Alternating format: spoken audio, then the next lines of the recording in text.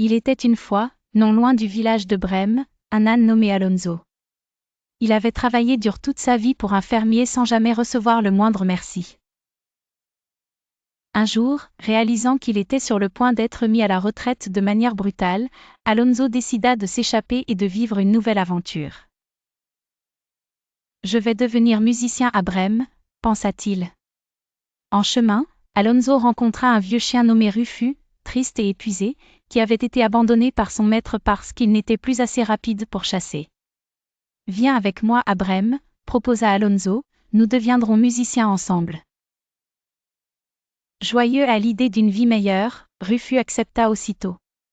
Plus loin, nos deux compères croisèrent une chatte grise du nom de Miel, qui fut chassée de sa maison pour avoir préféré les coussins douillets aux souris de la grange. « Joignons nos forces et formons un groupe », suggéra Rufus avec enthousiasme. Miel, séduite par la promesse d'aventure, miaula de joie et les suivit.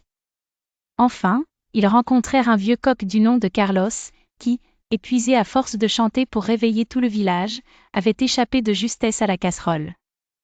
« Rejoins-nous, Carlos, » dit Alonso, « nous avons besoin d'une voix comme la tienne. » Ensemble, ils formèrent une troupe qui, grâce à l'union de leurs talents uniques, créa la plus merveilleuse des musiques. Leur son résonnait si joyeusement qu'un jour, en passant près d'une maison abandonnée, ils effrayèrent un groupe de brigands qui y logeaient. Les bandits prirent peur et s'enfuirent à toute allure. Nos amis firent de cette maison leur nouveau foyer.